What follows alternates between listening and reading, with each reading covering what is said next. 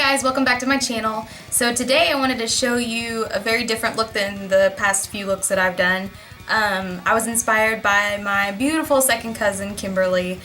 She's got a very punky kind of style, you know, she likes dark, kind of wild colors. This whole look is very BH Cosmetics heavy. I used the Eyes on the 80s palette to achieve this look.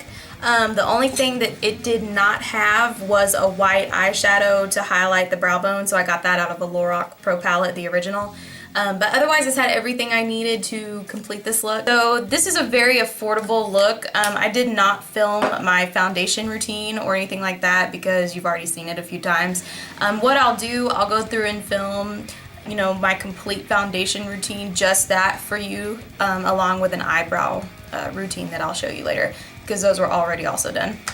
So yeah, if you want to see how to get this look, then please keep watching and please like and subscribe to my channel. I put out 2 or 3 videos a week, so let me know if you want to see anything in particular and we can go from there, and hopefully there's no lipstick on my teeth. Yeah, that would be embarrassing. See you, bye. Alright, so let's get started. Yeah, I've got natural hair here. It was pretty damaged because I did it all during Thanksgiving week, so I did not straighten it, and it is growing bigger and bigger. So I'm starting with the MAC Painterly Paint Pot, and I'm priming my eyes per usual, and I'm also using that to carve out my brows, which I just found is a nifty little trick. And then I'm going to use my BH Cosmetics Eyes on the 80s palette, and it's so beautiful. Oh my gosh. And I'm going to take that peachy color and I'm going to put that in my crease as a transition shade. I actually really liked that color for a transition shade. I may use that with other palettes because it works so well. And I'm using my Sigma E35 tapered blending brush to do that. And I take that a little above my crease, by the way, because I have such hooded eyes. And then I'm taking this teal color in my Sigma E25 blending brush, and I am putting that a little more precisely in the crease and then blending upward and outward.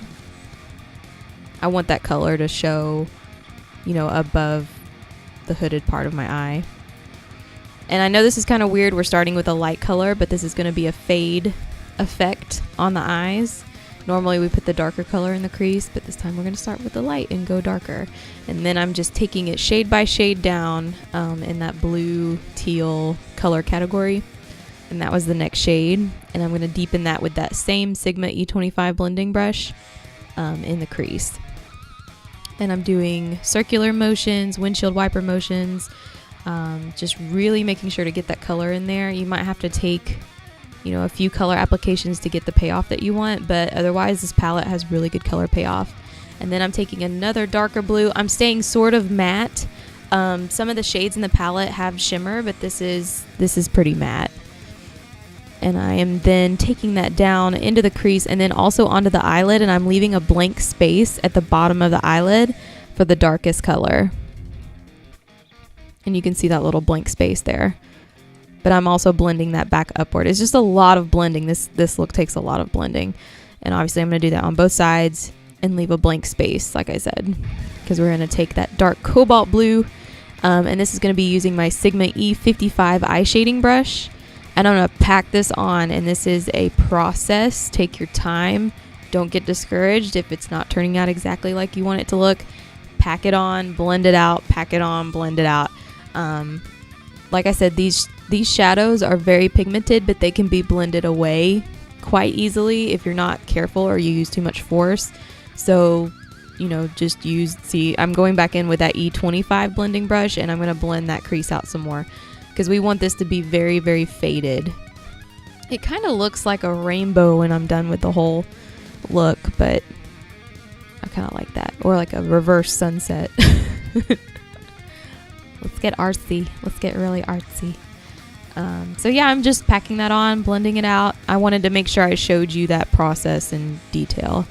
And then I'm going to take this lime green color, and I'm using this Anastasia Beverly Hills 2-sided brush, and I'm using the little pointy end.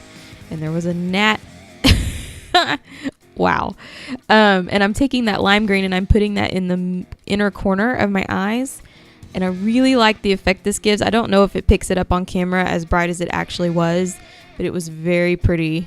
And then I also take that above the crease, right where that green teal ends, and I'm putting that up towards the brow bone. and that just adds to the faded effect. And then I'm taking my Maybelline Master Precise Black Liquid Liner. This was dry. I did not know that it was so dry, so it was a bit of a struggle to get this liner on, but I did not do a wing.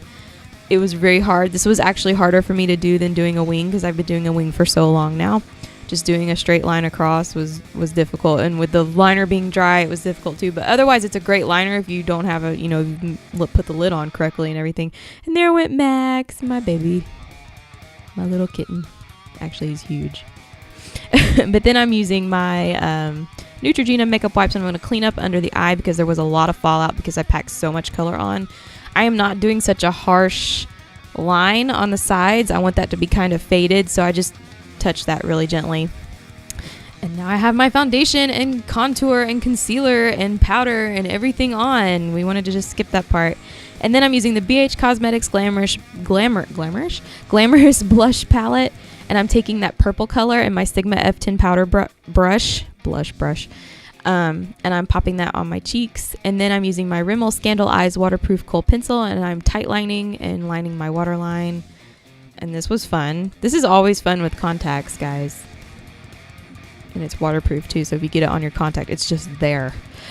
So be careful. It's worth it though. It looks great. You just have to be careful and not blink too many times. So I'm lining my eyes, and yeah, the pain. And then I'm also going to take that down below my lash line, because what I'm going to do, I'm going to blend that out in just a second. But be very careful. This tends to smudge just a little, and once it's smudged, it's there. So then I'm taking my MAC 252 flat definer brush, and I'm going to smoke that out just as gently as possible.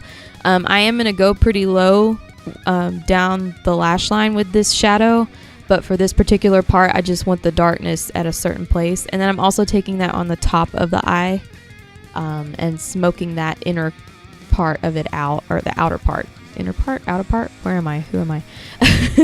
And then I'm going to take this really beautiful purple color, which is not as purple as it is in real life on camera, but it is very purple.